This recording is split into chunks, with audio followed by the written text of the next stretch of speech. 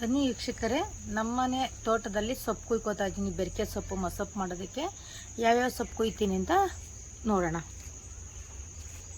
ಬಸ್ಲೆ ಸೊಪ್ಪು, ಕೆಂಪು ಬಸ್ಲೆ ಇದೆ, ಬಸ್ಲೆ ಸೊಪ್ಪು ಕುಯ್ತಾ ಇದ್ದೀನಿ. ಇದಕ್ಕೆ ಸುಮಾರು 4-5 ಥರ ಐಟಮ್ ಸೊಪ್ಪು, 4-5 ಥರ ಸೊಪ್ಪು ಥರ ಹಾಕಿ ಬೆರಕೆ ಸೊಪ್ಪಿಂದು ಮಸೊಪ್ಪು ಮಾಡೋಣ ಅಂತ ನಾನು ಇವತ್ತು. ನೋಡಿ, ಇದು ನಮ್ಮದೇ ಮನೆ ಹತ್ರ ಬೆಳೆದಿರೋ ಸೊಪ್ಪು, ಬಸ್ಲೆ, ಕೆಂಪು ಬಸ್ಲೆ ಸೊಪ್ಪಿದು. ತುಂಬ ಒಳ್ಳೆಯದು, ಮೈಗೆಲ್ಲ ತಿಂದರೆ ತುಂಬ ಕಾಯಿಲೆಗೆ ಒಳ್ಳೆಯದಿದೆ. ಆದರೆ ಕ್ಯಾನ್ಸರು ಜಾಸ್ತಿ ತಿಂತಾರೆ, ಕ್ಯಾನ್ಸರ್ ಅವ್ರ ಕಾಯಿಲೆರು.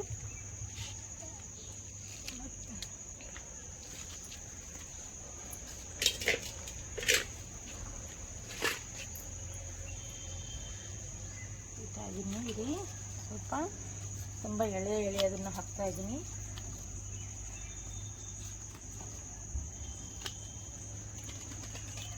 ಇದು ದಂಟು ಬೇಳೆ ಹಾಕಿ ಸಾರು ಮಾಡಿದ್ರೆ ತುಂಬ ಚೆನ್ನಾಗಿ ಬರುತ್ತೆ. ನಾನೀಗ ಬರೀ ಎಲೆಗಳನ್ನ ತಗೋತಾ ಇದ್ದೀನಿ. ಬನ್ನಿ ಮತ್ತೆ ಇನ್ನೊಂದು ಸೊಪ್ಪು ನೋಡೋಣ. ನಾನೀಗ ಒಂದಲ್ಗೆ ಸೊಪ್ಪು ಕುಯ್ತಾ ಇದ್ದೀನಿ. ಒಂದಲ್ಗೆ ಇತ್ತು ನಮ್ಮಲ್ಲಿ, ನಿಮ್ಮ ಹಾಕ್ತಾ ಇದ್ದೀನಿ. ನನ್ನ ಕೈಲೇ ಕಳ್ತಾ ಇದ್ದೀನಿ. ಒಂದಲ್ಗೆನೂ ತುಂಬ ಒಳ್ಳೆಯದು, ಬ್ರೈನ್ಗೆಲ್ಲ. ಮಕ್ಕಳಿಗೆ ಬೆಳಿಗ್ಗೆ ಎದ್ದು ಬ್ರಾಹ್ಮಣಿ ಮುಹೂರ್ತದಲ್ಲಿ ಕೊಡ್ತಾರೆ. ಅದನ್ನು ಕೊಡಬೇಕಾದ್ರೆ ಅದಕ್ಕೆ ತಿನ್ನಲ್ಲ ಅಂದರೆ ಈ ಥರ ಸೊಪ್ಪು ಜೊತೆಲಿ ಮಸೊಪ್ಪು ಹಾಕಿ ಮಾಡ್ಬೋದು. ಮಸೊಪ್ಪು ಸಾರಲ್ಲಿ ಹಾಕಿದ್ರೆ ತಿಂತಾರೆ ಮಕ್ಕಳು. ನೀವು ಮಸೊಪ್ಪಿಗೆ ಯಾವುದಪ್ಪ ಹಾಕೋದು, ಇದು ಹಾಕಬೇಕೋ ಬೇಡವೋ ಅನ್ನಂಗೆ ಏನಿಲ್ಲ, ಹಾಕ್ಕೋಬೋದು. ಸ್ವಲ್ಪ ಹಾಕ್ತಾಯಿದ್ದೀನಿ. ಗಣಕೆ ಸೊಪ್ಪು ಕೀಳ್ತಾ ಇದ್ದೀನಿ. ಗಣಕೆ ಸೊಪ್ಪು ತುಂಬ ಒಳ್ಳೆಯದು, ಕೈ ಗಣಕೆ. ನೋಡಿ, ಗಣಕೆ ಹಣ್ಣು ಚೆನ್ನಾಗಿದೆ, ಇದೆಲ್ಲ ತಿಂದರೆ ತುಂಬ ಒಳ್ಳೆಯದು. ಗಣಕೆ ಹಣ್ಣು ನನಗೆ ಕಿತ್ತಿ ನನ್ನ ಮಗಳಿಗೆ ಕೊಡ್ತಾಯಿದ್ದೀನಿ ತಿನ್ನೋದಕ್ಕೆ. ಈ ಗಣಕೆ ಸೊಪ್ಪು ಮಸೊಪ್ಪಿಗೆ ಹಾಕ್ತಾಯಿದ್ದೀನಿ ಸ್ವಲ್ಪ. ಏನು ಕೈ ಬರಲ್ಲ, ತುಂಬ ಜನ ಅಂತಾರೆ ಅಯ್ಯೋ ಕೈ ಬಂದುಬಿಡ್ಬೋದು ಅಂತ. ಏನು ಕೈ ಬರಲ್ಲ, ತಿನ್ಬೋದು. ನೋಡಿ, ಹಣ್ಣಿದೆ, ಹಣ್ಣು ಚೆನ್ನಾಗಿದೆ ನೋಡಿ. ಮತ್ತೆ ಹಣ್ಣು ಕಿತ್ತೆ ನಾನೇ ತಿಂತೀನಿ.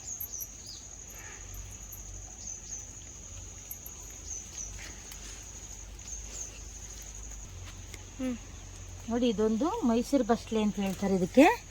ಇದನ್ನು ಬಸ್ಲೆ ಸೊಪ್ಪು, ಇದನ್ನು ಚೆನ್ನಾಗಿ, ಇದನ್ನು ತುಂಬ ಒಳ್ಳೆಯದು, ತುಂಬ ಕಾಯಿಲೆಗೆ ಒಳ್ಳೆಯದಿದು.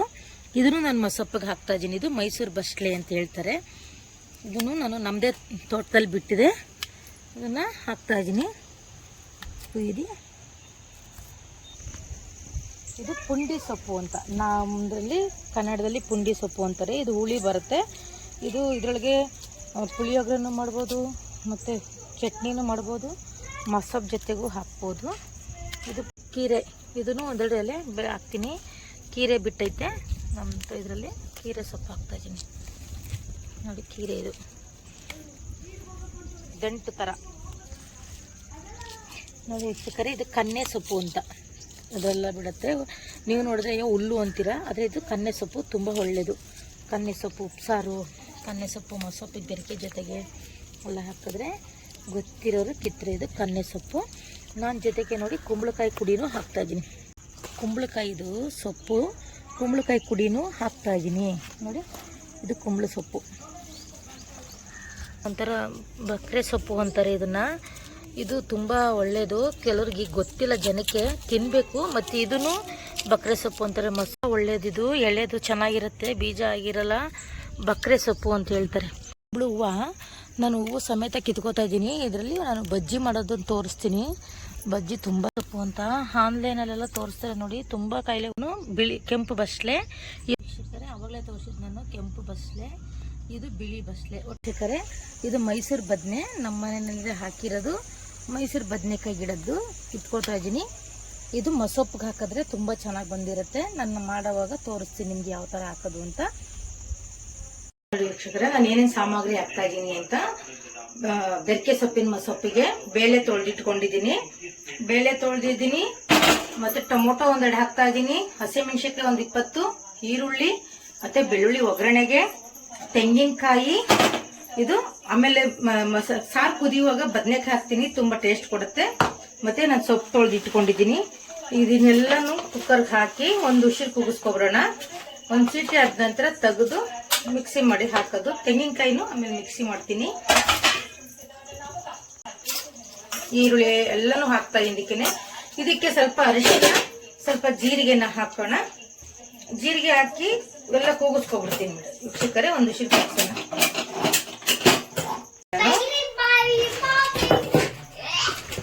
ಸ್ವಲ್ಪ ಅರಿಶಿನ ಹಾಕ್ತೀನಿ.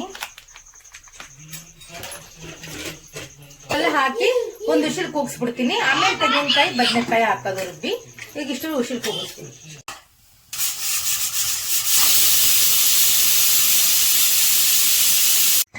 ವೀಕ್ಷಕರೇ, ಮಸೊಪ್ಪು ಸಾರಿಗೆ ಕುಕ್ಕರ್ ಕೂಗ್ಸಕ್ಕೆ ಇಟ್ಟಿದ್ದೆ. ಈಗ ಓಪನ್ ಮಾಡ್ತೀನಿ.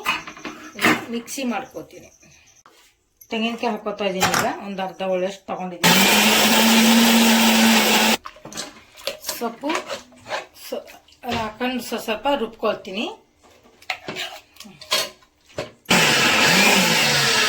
ತುಂಬಾ ನುಣ್ಣಗೇನು ಮಾಡೋದು ಬೇಡ, ಕಾಯಿ ಮಾತ್ರ ನುಣ್ಣಗೆ ಮಾಡ್ಕೋಬೇಕು. ಇದೊಂದು 2 ರೌಂಡ್ ಗಿರಿಗೆ ಸುಮ್ಮನೆ.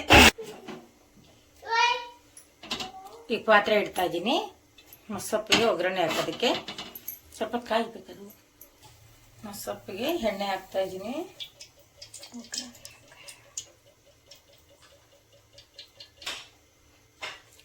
4 ಸ್ಪೂನ್ ಅಷ್ಟು ಎಣ್ಣೆ ಹಾಕಿದ್ದೀನಿ. ಮತ್ತೆ ಈಗ ಅದಕ್ಕೆ ಎಣ್ಣೆ ಸ್ವಲ್ಪ ಎಣ್ಣೆ ಕಾಯಿಲಿ. ಎಣ್ಣೆ ಕಾದ ತಕ್ಷಣ ಸ್ವಲ್ಪ ಸಾಸಿವೆ ಹಾಕ್ತಾ ಇದ್ದೀನಿ.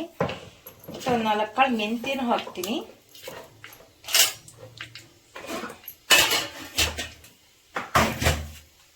ಸಾಸಿವೆ ಸಿಡಿತು. ಬೆಳ್ಳುಳ್ಳಿ ಹಾಕ್ತಾ ಇದ್ದೀನಿ. ಬೆಳ್ಳುಳ್ಳಿ ಹಾಕ್ತಾಗ ನಾನೇನ್ ಮಾಡ್ತಾ ಇದ್ದೀನಿ, ಸ್ವಲ್ಪ ಬೆಳ್ಳುಳ್ಳಿ ಹಾಕ್ತಿದ್ದೀನಿ. ಸ್ವಲ್ಪ ಬದನೆಕಾಯಿ ನೋಡಿ, ಮಸೊಪ್ಪಿಗೆ ಬದನೆಕಾಯಿ ಹಾಕಿದ್ರೆ ಟೇಸ್ಟ್.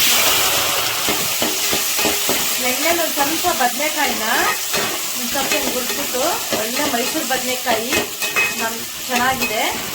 ಹಂಗಾಗಿ ಬದನೆಕಾಯಿ ಯಾವ್ದಾದ್ರು ಬದನೆಕಾಯಿ ಹಾಕೋಬಹುದು ನೀವು. ನಮ್ಮ ಗಿಡದಲ್ಲಿತ್ತು, ಹಂಗಾಗಿ ನಾನು ಕಿತ್ತು ಹಾಕಿದೆ. ಈಗ ಬದನೆಕಾಯಿ ಹಾಕಿದ್ದೀನಿ. ಸ್ವಲ್ಪ ಮತ್ತೆ ಮಸಾಲೆ ರುಬ್ಬಿದೀವಲ್ಲ, ಸೊಪ್ಪು ತೆಂಗಿನಕಾಯಿ ಎಲ್ಲ ರುಬ್ಬಿದೀವಲ್ಲ, ಅದನ್ನೆಲ್ಲನೂ ಹಾಕ್ತಾ ಇದ್ದೀನಿ.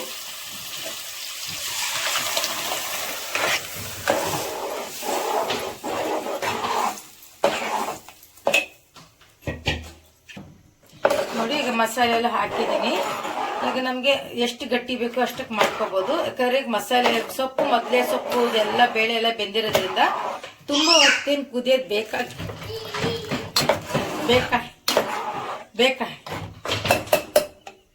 ಈಗ ನಮ್ಗೆ ಎಷ್ಟು ಬೇಕಷ್ಟು ಇದಕ್ಕೆ ಗಟ್ಟಿಗೆ ನೀರು ಹಾಕೊಂಡಿದ್ದೀನಿ. ಮತ್ತೀಗ ಉಪ್ಪು, ನಮಗೆ ರುಚಿಗೆ ಎಷ್ಟು ತಕ್ಕ ಉಪ್ಪು ಬೇಕು ಅಷ್ಟು ಉಪ್ಪು ಹಾಕೊಂಡು ಏನಿಲ್ಲ, ಒಂದು 5ರಿಂದ 10 ನಿಮಿಷದೊಳಗಡೆ ಕುದ್ಬಿಡತ್ತೆ. ಇದು ಕುದ್ರೆ ಸಾಕು, 1-2 ಕುದಿ ಬಂದ್ರೆ ಸಾಕು. ಸಾರು, ಮಸೊಪ್ಪು ಸಾರು ಬದನೆಕಾಯಿ ಜೊತೆ ತುಂಬಾ ಚೆನ್ನಾಗಿರುತ್ತೆ. ಒಂದು 5 ನಿಮಿಷ ಕುದೀಲಿ. ಇವಾಗ ಮಸೊಪ್ಪು ನೋಡಿ ಹೆಂಗಿದೆ. ಬದನೆಕಾಯಿ ಮಧ್ಯೆ ಬದನೆಕಾಯಿ ಸಿಕ್ತೈತೆ. ಬದನೆಕಾಯಿ ಎಲ್ಲ ಇದೆ ನೋಡಿ. ಮಸೊಪ್ಪು ಹಾಕ್ತಾ ಇದ್ದೀನಿ, ಟೇಸ್ಟ್ ಕೊಡ್ತಾ ಇದ್ದೀನಿ.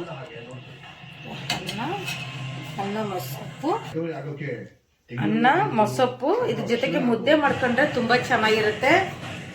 ಒಂದು ಹಪ್ಪಳ ಇಟ್ಕೊಂಡ್ರೆ ಸಾಕು ಪಲ್ಯಕ್ಕೆ. ತುಂಬಾ ಸವಿಯಲು ತುಂಬಾ ಚೆನ್ನಾಗಿದೆ. ನನಗೆ ಫಸ್ಟ್ ಟೈಮ್ ಎಲ್ಲಾನು ಸ್ವಲ್ಪ ವಿಡಿಯೋ ಮಾಡ್ತಾ ಇದ್ದೀನಿ. ನಂದೇನಾದ್ರು ತಪ್ಪಾಗಿದ್ರೆ ಸನ್ಸಿ ಲೈಕ್ ಕೊಡಿ.